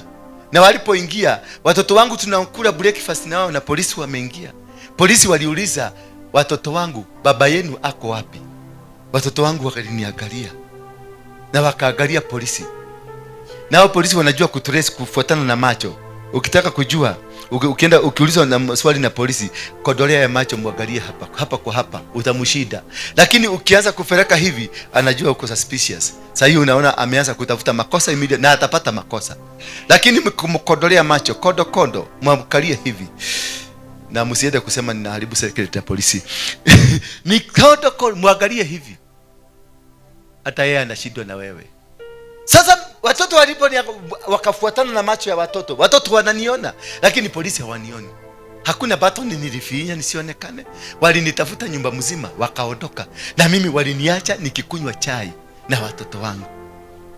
Watoto wangu walinyemelea, walitoka pole, wakaenda wakatafuta mama yao. Wakamuuliza, "Daddy, anakuanga ghost?" Bwana Yesu asifiwe sana. Hata mama yao akawaambia, hata mimi sijawahi muelewa. Halo. Kwa sababu kuna wakati nilikuwa napotea kwa kitanda. Unaacha mna mtu hapa mndara hapa. Baadhi kwa kaiwa hatire modo. Atake. Siwezi kwa huko. Unaama. Bwana Yesu asifiwe sana. Because there is extra thing that God has put in you, others don't have. You are not an ordinary person. Nikiangalia nyinyi wote mko hapa, you are not ordinary people. It is you don't understand yourself. Had you known yourself, you will not be behaving the way you are behaving. Had you known that ulitolewa maneno ya konansi, ciugo cia kinansi kiria kia ciario ne kiarutirwo ciugo kanua, kigekiro ciugo cia Ngai, ati waragia ta Ngai, ukomandaga ta Ngai, ndungikara rotari mbeca.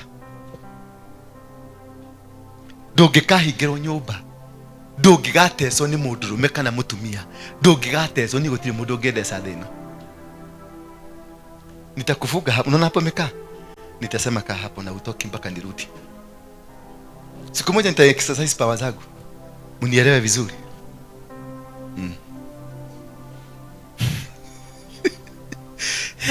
Because kinywa changu kilingolewa, maneno yangu yote ilitolewa, nikaekwa. Jeremiah, Mungu alimuguza mdomo, akamwambia usirudi kusema wewe ni mtoto tena. And that's why I normally tell you, mimi nakwambia, mimi ni commander. I'm not your pastor. I'm not your bishop. I'm not your archbishop. I'm not your prophet. I am a commander. Si niko profesa hiye, hapana, nikukwambia hiyo kitu isimame. Full stop, imesimama. Because nilielewa ulimi huu hauzungumzi maneno yangu, unazungumza maneno yaliwekwa ya Mungu. Kwa hivyo si mimi nanena, ni Mungu ananena. If you are able to understand that is how powerful you are, that is how strong you are, you will not be worried of anything. Moses aliulizwa na Mungu, ni nini umeshika na mkono? Akasema nyitete kama kwajo kama dhegi. Akaambiwa agusha chini. Karibu aguka chini, kakakuwa nyoka. Did he pray? Aliomba? Hakuomba. Most of the problems and challenges we have, they don't need a prayer from you. They need a command. If today you were able to understand yourself, hungeshida ukikuja kunisubua hapa kama mse mwingine hapa ananisubua. Na mwambie story bakini bado hajielewi. Ile nguvu ako nayo. Si kama unajielewa mse? Vision. Hii ndio nataka na kufukusaka kwa ofisi yangu. Wewe enda. Because najua this man is so powerful. Lakini hajijui. Na ukimwelezea bado haamini. Maana anataka nimwekelee. Mimi sitafanya hivyo. I have power. Tuambia demon toroka na zinaenda. Niko na power ya kuambia mvua nyesha, inanyesha. Niko na power ya kuambia mvua simama, inasimama. Wakati tulikuwa nao Githurai, mvua ilisimama, ikusimama. Na sisi tulikuwa na polisi hapa wanaimba. Mapolisi waliiba mpaka wakasweat kukiwa na mvua. Wananyeshwa lakini wanasweat. Wakijaribu kuibia Mungu asikie mvua inyamaze. Wakaiba. Walikuwa na kamdada kingine hapa. Wakaiba, wanasweat mvua. Wako sahi, wako Haiti. Niliwaambia at least waende Haiti. Watoke Kenya. Bado wako Haiti ama wamekuja? Watashinda. Bwana Yesu asifiwe sana. Nikaangalia, wakaiba 3 hours, mvua bado inanyesha. Nikawaangalia, nikaenda tu nikaambia, unaweza kunisaidia na mic? Naona akaniangalia na sura ya ni GSU. Nikaona ananiangalia na sura ya GSU, ni kama angeniweka ako already connected heaven, na mimi nakuja kumuitisha microphone. Nilimuitisha nikiwa bali kidogo, nikaambia David, unajua David ni mfupi. Kwa hivyo kama angerusha slap ingepita kwa hewa. Lakini mimi sasa tulikuwa tunataka na yeye. Angeniachilia ningeanguka hapo. Nikakaa kado kidogo, nikaambia yeye, mwambie tupatie microphone. Nikaona wameniangalia, huyu aliniangalia vibaya. Nikaona wananiangalia tu vibaya. Nikaitisha microphone. Nikasimama. Nikaambia mvua, wewe ni wa Mungu. Na hii crusade tunafanya ni ya Mungu. Sasa wewe ndio utulie kidogo. Wende kidogo, tukimaliza urudi. Ulifanyika hivyo? Ilisimama hapo hapo. Lakini tulipomaliza ilibeba magari. Bwana Yesu asifiwe sana. Kwa sababu niliambia tukienda Sasa wale walikaakaa huko wakishuhudia venye Mungu amefanya, walinyeshewa kama vikuku. Walitoka huko kama ni wagonjwa. Maana niliambia nikimaliza mfanya nini? Kwa hivyo saa ile nilimaliza, mungetoroka pamoja na mimi. Mulikuwa magari, si ilikuwa huko? Ulikuja hapa saa 8 usiku. Kutoka Githurai mpaka hapa saa 8 usiku. Alinyeshewa. Why? Because there is understanding of what I'm carrying has weight in the heaven realm. What you are carrying today, wale watu wanatumango kwa waroige, hakutumangi ordinary people. Maana ordinary people hawawezi kukaa kanisa moja na waroige. Kai ate kwao kabagoro kokejira kwao kwa waroige. Haya kae mugoro kiwauga agakwe. Hakuna mtu wa kawaida anatumango wapi? Hakuna. Hawawezi kukuja. Wako kwa Ng'ang'a, wako kwa Moiro, wako kule kwingine, kule kwa watu wasafi, wale watu hawanya dhambi. Lakini it is not that tuko na dhambi, ni kushindwa, wameshindwa kutuelewa. They don't understand you. Angalia wale vijana walimchekelea nani? Elisha. Ni Elisha ama ni Elisha? Elisha. Wakamwimbia kiparagoto, kiparagoto, kiparagoto. Nini ilifanyika? Walimezwa wote. Hawakumtusi. They were just, walikuwa nafurahia kama vinye vijana wengine wanaweza kufurahia. But because of the power in the man, it strike them, wote wakaisha. That is how powerful you are. That is how strong you are. That is how wonderful you are. It is only that you don't understand yourself. That is how God will do it in you. That is how God will do it in you. That is how God will deliver you. That is how God will impart you. You are not an ordinary person. Tell your neighbor, mimi si mtu wa kawaida. Ongea na neighbor, mwambie, angalia yeye. I am not ordinary. That is why they have never understood you. That is why you have never been understood by the society. Hakuna watu watakuelewa. Kana wakorosharagia wetekereke. Utiri wetekereka ugetekereka. Utakihiana tao. Nura wetekera. Utakiri wao.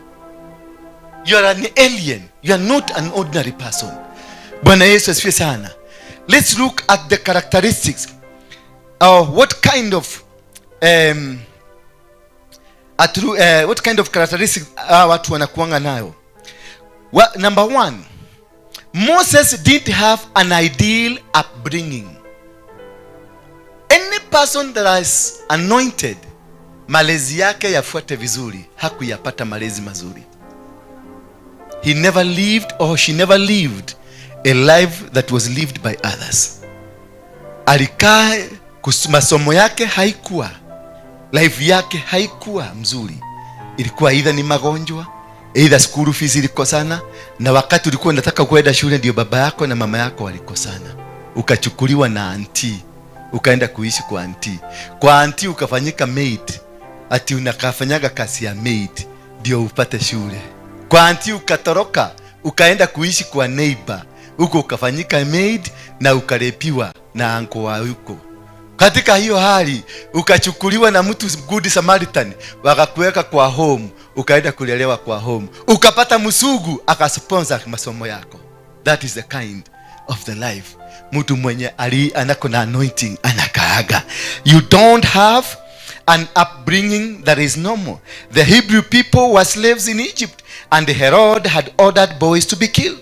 Moses ended up being adopted by the pharaohs. He was adopted. Look at your life. Do you qualify? Do you fit in that life? Number 2, Moses made serious mistakes in his life. These people, like Kinadora, they make serious mistakes in life because they are trying also to live like others. And in the process of trying to live like others, you make mistakes. Just imagine, mimi mpaka saa hii ni bado naletewa watoto wale nilizaa, hata siwajui. Ni sura tu naangalia naona gaka ne gako. Ni sura. Juzi nimeletewa kutoka Japan. Mtoto na naangalia kweli ni copyright na wale wengine. Ni copyright. Sasa siwezi kataa. Ni copyright. Hata akikuja kanilirukia kaniambia daddy, we look alike. Na sasa vimba na moja. Sasa I made serious mistakes. Ni watoto sasa wameenda kwenda 25 from 25 different mothers. Alafu mushoke mujire no duke bishop ngangoke ulie taishu haha nikuhetuka na kimwe ni grace ya Ngai na kuihoria. Yes, I need God because I am a man serving God. So when you find me in these mistakes, don't complain. Find yourself where to fit inside my mistakes and then rectify them.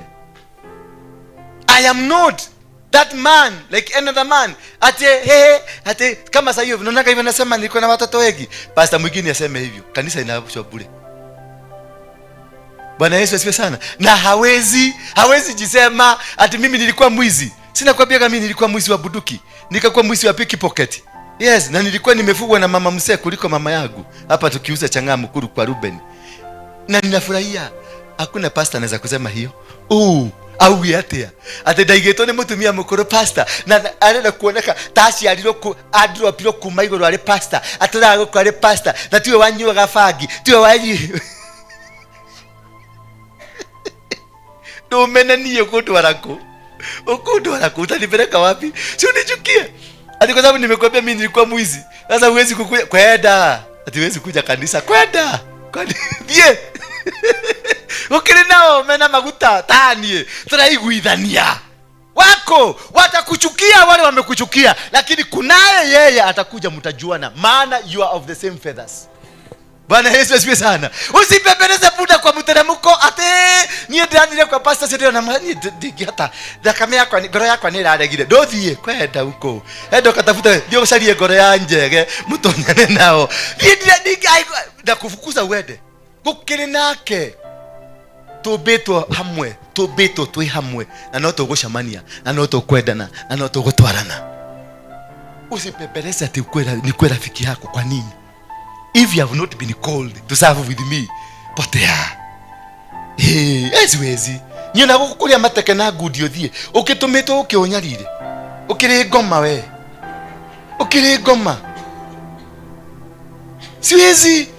Ndio naona hii kanisa tupepelezagi watu. Na ndio naona hapa tumetutazama giant.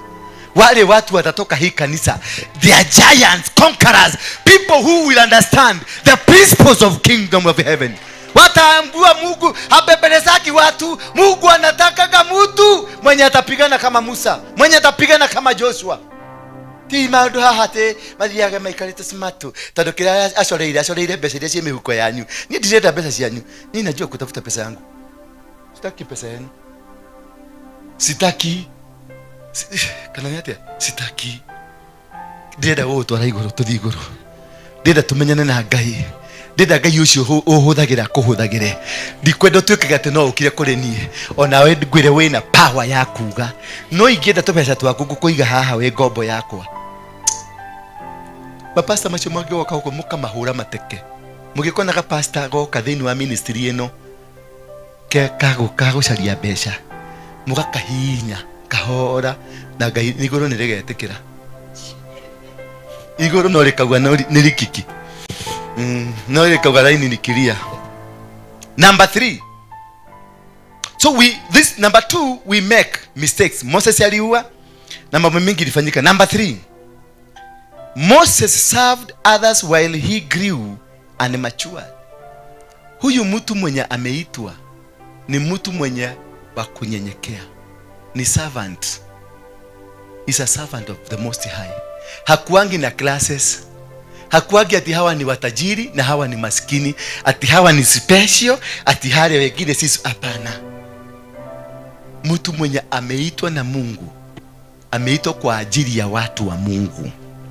Hajaitwa kwa ajili ya classes za watu. Ameitwa kwa sababu ya chokora, ameitwa kwa sababu ya wazee kama wale, ameitwa kwa sababu ya maskini, ameitwa kwa sababu ya kila mtu. All of them are equal. Ukuje na milioni yako na huyu akuje kuomba pesa, you are both equal. Ndio kwa maana umeleta hiyo milioni yako ndio huyu apate fare.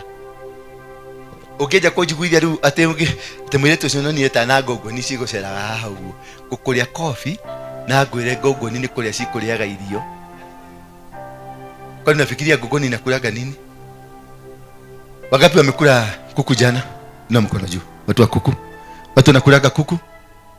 Kuku. Mtu mwenye anakula kuku ai. Kadoa mahia na ate. Si jana, wewe mtu mwenye anakulaga kuku. Ushaikula kuku? Ushaikula kuku? Ushaikula nyama ya ng'ombe? Nyama ya mbuzi? Kuna wakati mbuzi ilikuwa hai. Kuna wakati ng'ombe ilikuwa hai. Kuna wakati kuku ilikuwa hai. Ilichijwa ndio usikie vizuri. Sasa cockroach kuguni ikikunyonya damu yako, kwa nini una complain?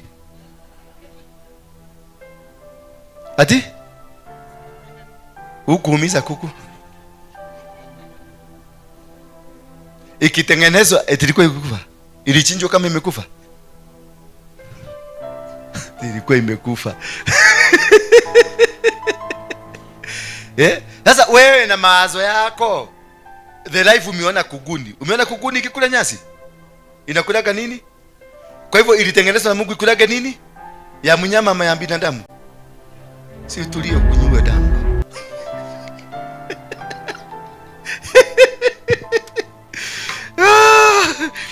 He ran away from people who were trying to kill him.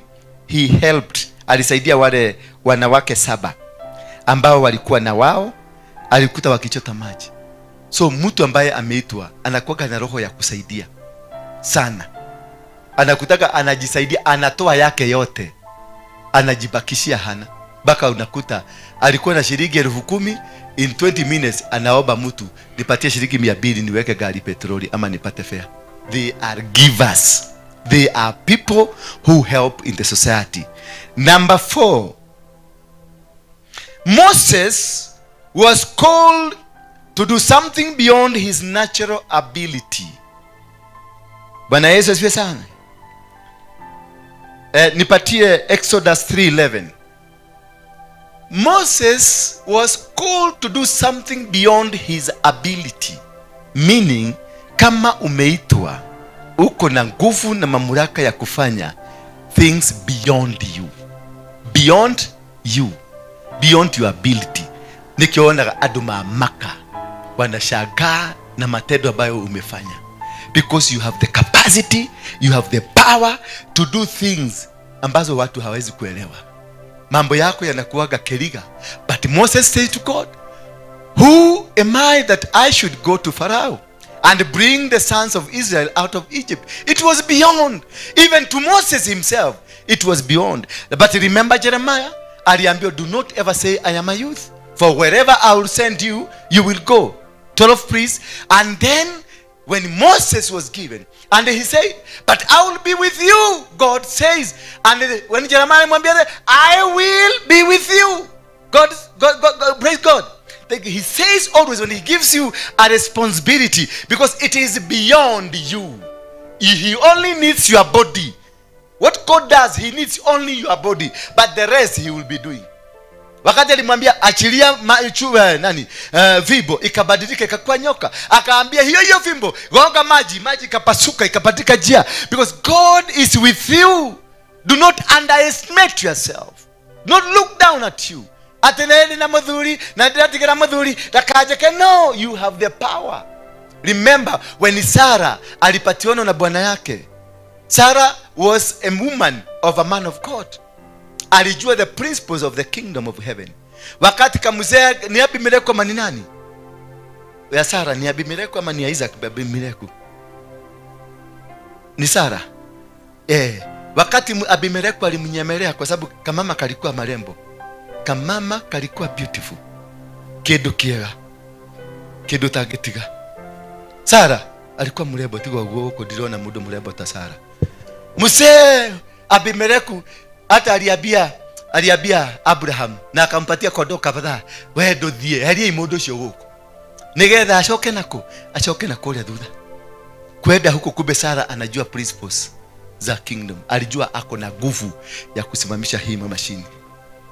Immediately Musa akawacha Musa atoe kila kitu na prepare kufanya maneno. Sarah alizima tu mashini.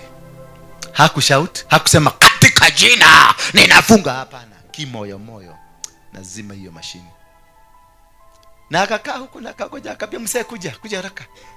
Hata mimi nakumiss. Musa kwenda akakuta baka kamepotea na huko kwa mwili. Hakako. Baka ndio sababu ilifanya aite waganga. Bwana Yesu asifiwe sana. Akaita waganga wakuja waulize ni nini. Waganga wakakuja wakaangalia wakamwambia totile tuona nataka. Kai. Totile tuona. Sarah akivaa nguo akitoka akienda. Musa tena anarudi on. The power in you. The power to control, the power to defeat, the power to win, the power to conquer. You got it. You don't need to go and borrow. Sarah alikuwa tu anatoka. Akaanza kuenjoy mzee. Hi darling. Tamakona ni leo ndaigwa. Ni ojigira mbona doge. Anajua. Kamzee kanakuja kanajua maana kametoka male na kako sawa. Kakikuja kakifika hapo. Sarah anachugulia tu because she knew how to practice the power that was in her. You got this power. You got this power to torment the demons in your life. You got the power to destroy them that have been destroying you. You got the power to say no. You got the power to win battles. You got the power. Tell your neighbor, kumo more than that gorimo. Wetu bila mudu chomwenake. Kumo more than that gorimo. Ndi ara yakigo na gigekeka. Tida okiritete goko mutunya go muheanagio ni andu guku ate ni mekwaria na Ngai. Okire na hinya wa kwaria na Ngai. Ngai akiaririe nawe yote no ndata ciaro. Agikwekerire ciugo uri okahe uri okaire tu kanini. That is how when you became powerful. Tida okiritete haha. Mundu Ngai ari okiuga kimwe. Kawe utangiaria kimwe. Kotangiaria igiri. Toni gukiaria kimwe we giakwa kimwe nigio kihinya ndukiaria igiri we kaniririe nigetha ciaku igiri ikoje hinya. You got it baba. Kusharia wira wale ambao wanatafuta kazi, you don't go looking for the job, you command. Naenda Safaricom and Safaricom CEO, I'm coming for you na nikute umetengeneza kazi yangu. Simple as that. Utakuta wanasema you look familiar because already your spirit ilikuwa ishafika kule. Bwana Yesu asifiwe sana. Because you commanded. The Bible says in the book of Jeremiah, Mungu alimwambia, wherever I send you, you shall go. Meaning God will be ahead of you. Na ataenda, anafika huko, anakutana na CEO, anamwambia, my man is coming. Don't dare you deny him what he's asking for, because the spiritual realm has been commanded. You command the spiritual realm. You command the world of the spirit. You command, you release words that are powerful. You say, I am going to get it. Mimi sijai taka kitu nikakosa. Sijawahi. Never. Never. Never. Nikijua uko na milioni 1 na ninahitaji, nitaiitisha na utaniletea. Nijaribu. Number? Tuende number? No. Number 5. Number 6, yeah? Number 5. We are looking at the characteristics. Moses' doubt was sometimes louder than his faith. Oh, Moses' doubt was louder than his faith. No wonder mumekuja kwa Waroige nyinyi yote. Because your doubt is louder than your faith. So hawa watu wameitwa, not unless God he comes. Not unless God does what? Comes. Your doubt is louder. Nuona gatare Ngai, titare Ngai. Ukona tagothie, titagothie. Kona tamekujitikira, titamekujitikira. Na ni ndirona tajitetwo. Ndenda guthii gucaria wira Garissa. Ni ndirona guthii Dubai. Na ndenda ndacaria maratathi thie Qatar. Ni kihunjoni ni ndiki shake hiunjo tinie. The doubt is louder than the faith is in you. Because why? Did you know why? Because you are not yourself. You are removed. The self you was removed. But sometimes we bring the self us. But when it was removed, we have failed to comprehend that God had put words in us. Alikuwa ameweka maneno. So si ile kitu unafaa si kutumia maarifa yako, ni kutumia Mungu. Because he said, I will be with you. I will be with you. Alimwambia Joshua, do not be afraid, nor be dismayed. I will be with you. Akamwambia Moses, I will be walking with you. Akamwambia Elijah, always I'll be with you. You don't need to employ or to put your experience, your education, with your theology, whatever. You just say the words. The words you are releasing are godly. Na ndio nawaambiaga mtu mwenye anointed, wacha usikubali sana akuachilie maneno, atakumaliza. Umeelewa? Mtu mwenye ako na anointing usipende sana, kwa sababu alitolewa maneno yake. Ile maneno inatoka ni ya nani? Ni ya Mungu. Ndio naonaga watu wameingia kanisani wamekuwa maskini, wameingia kanisani wamegojeka, wameingia kanisani wamepata maneno mabaya. Bwana Yesu asifiwe sana. Avoid sana. Furahishaga huyo mtu ukiweza. Mfurahishage bana, ni mtumishi wa Mungu, amewekwa maneno ya Mungu. Mfurahishage ndiye aseme God bless you. Mfurahishage ndiye aseme Ngai akurathime. Mfurahishage ndiye aseme togorio ni Ngai. Asemage hiyo maneno wakati mwingi, utakuta huyo Mungu wake atakuwa anatembea na wewe. Maana ameachilia maneno kwake. Now God is a promise keeper. He will not allow his words to go into waste. Bwana Yesu asifiwe sana. He will not allow. He will always. So furahishaga. Hata ukiwa na ka 50, nitumie tu kwa pesa yangu. Nitumie ka 50. Nitaachilia maneno, nitasema God bless you. Githi kunywa gathubu na hau mungetho. Kunywa gathubu gacokia gathu gahe na ndina twana twega tundoraga. Na no ka 50. Ugigekera gukona taruko kwi ndege. Oh kweli. Kediga na story hiyo. Moko makamuno. Twende kazi. Moses' doubt was sometimes louder than the faith. His argument with God centered around 4 main doubts. The argument mnakuanga nayo is centered in 4 areas ambayo naenda kukwambia. Ile doubts mnakuanga nazo. Doubt number 1, what do I do or what do I say? Moses aliuliza, nitasema nini? Nitawaambia nini? Number 2. Doubt number 2. What if dakinya kumadege? What if? What if muthuri wakwa neko ngiria guthie? What if gokinya kwa, what if ate nimetumwa niende nikabia polisi wako na message? What if nikifika huko wanishike? What if ndaenda kwa waroigi anitukuse na niojua ni wamogeke? Doubt number 3. But I can't. Doubt number 3. But digehota. Just anaitwa nani? Jeremiah said to God, but I can't. I'm still but a youth. But God came and told him, do not say I am a youth. For what I will tell you, you shall say. And then he touched the mouth. So what you didn't know is that your mouth has already been touched. And doubt number 4, surely not me. Na hii sana sana inakuwaga na wasichana. Kama sasa nitogose Josephine nimwambie want to marry you. Atauliza, Kai, why me? Yani kanitha yongima ona noni, why me? Yani yeye huko ndani amekubali, lakini ni ile kaluga why me, kwa sababu anataka kujionyeshana ni kama ako strong. That is what normally happens with those people called. They ask those questions. Why me? Nie digihota, nie siwezi. Halo, mpaka hapo tumefika. Wagapi wako na hizo doubt 4? Ina tu mkono wako. Wamekuwa nazo. Oh, it is because you are called. Ni kwa maana umeitwa. Ondoa the doubt, remove the doubt and let us move now. Kutoka leo gotire nego thiereu. Number 6.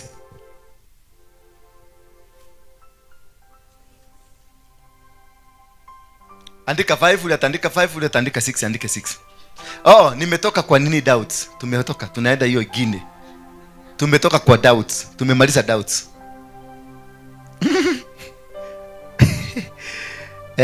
Number 6, the main one. God perfect time being the key element. God's perfect time. Wakati wa Mungu maneno hubadilika. In the timing of God, there will be change in your life.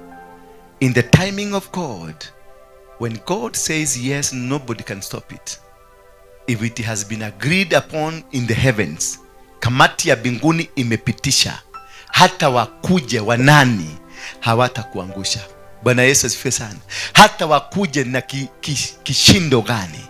I want to assure you tonight that today the heavens have now put a tick on you. Nothing will change.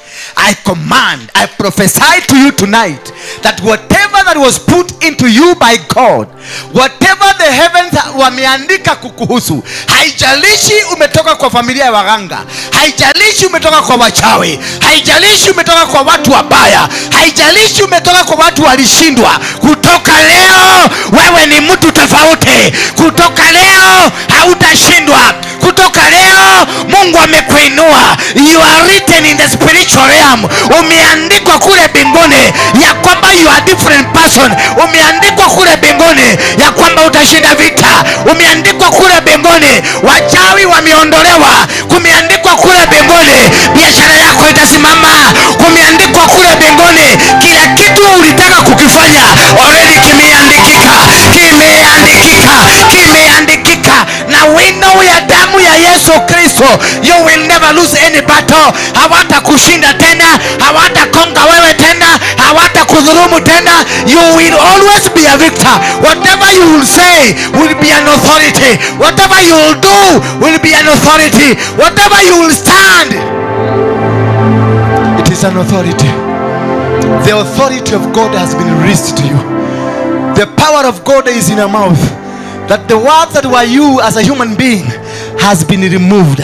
The words that are in your mouth are the heavenly words.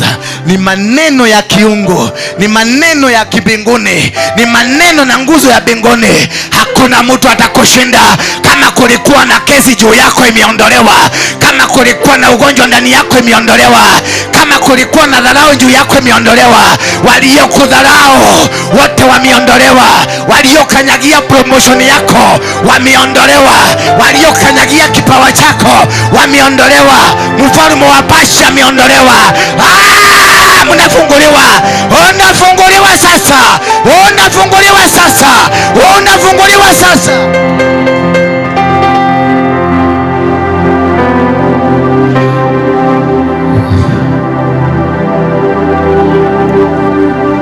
As you are standing, number 7, ambayo ndio mmeface.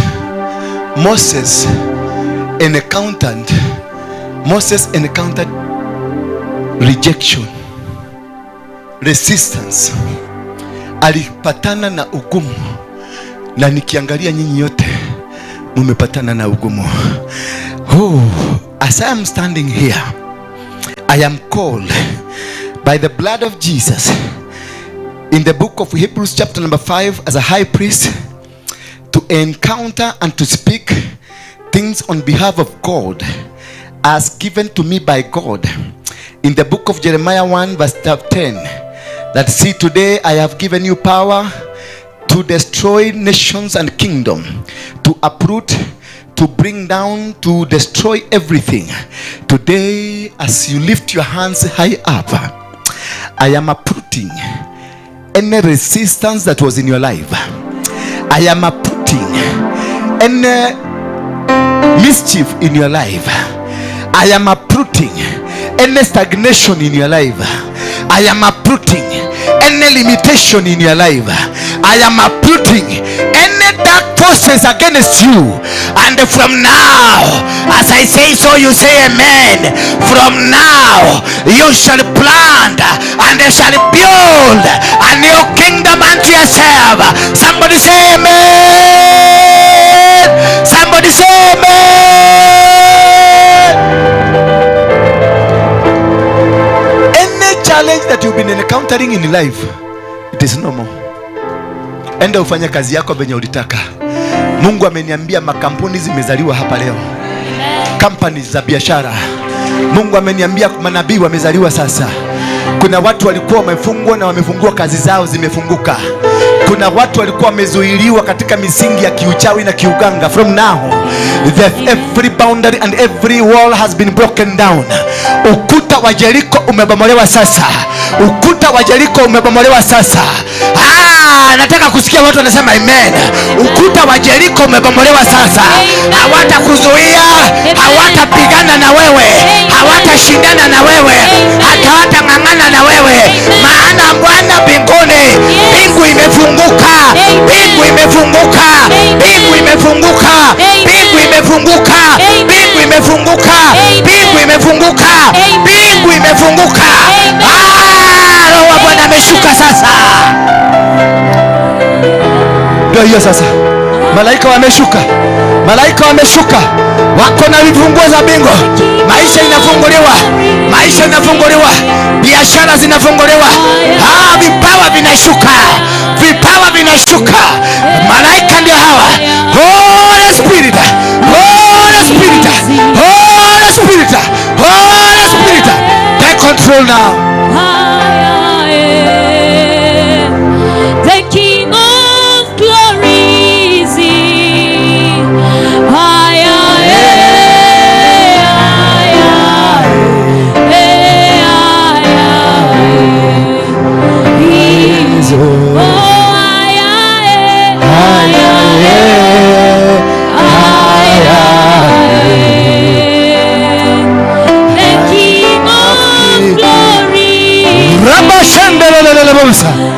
Ndio hiyo sasa.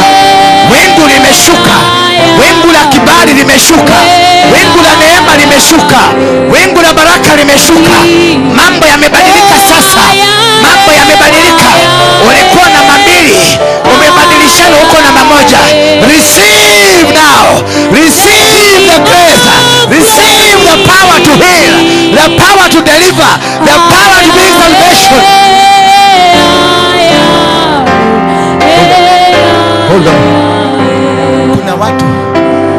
watu wako hapa, tulia kidogo.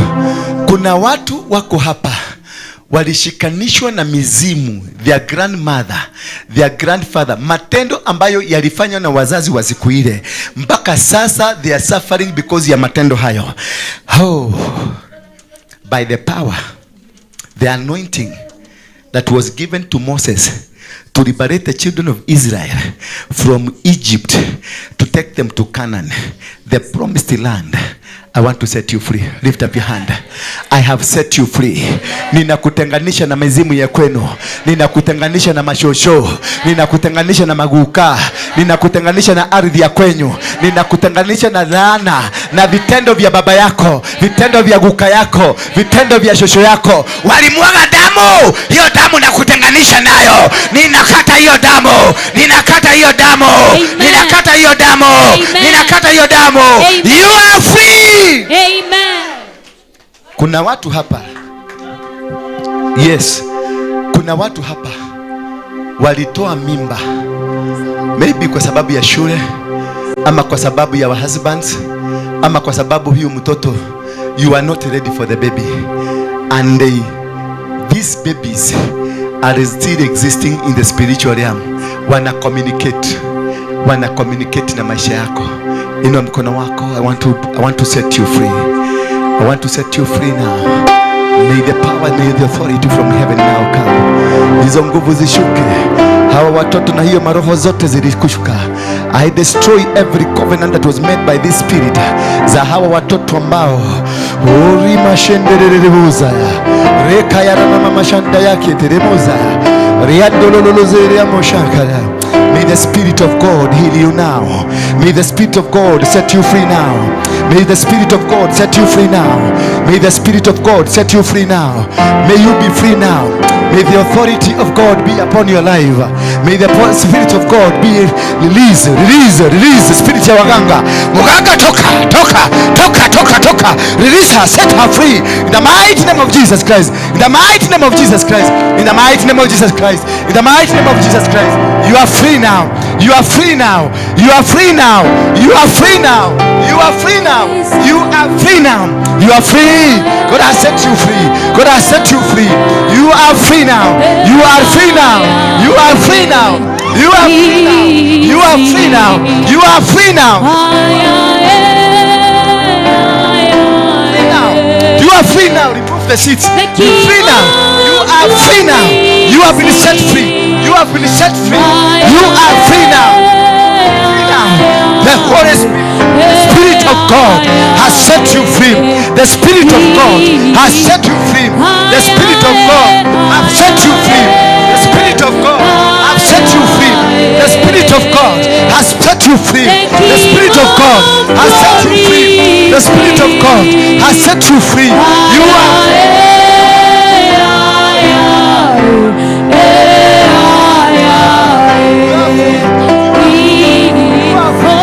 You are free. You are free. You are free. You are free. You are free now. You are free now. You are free now. You are free now. You are free now. You are free now. You are free now. You are free now. You are free now. Receive. You are free now. You are free now. You are free now. You are free now.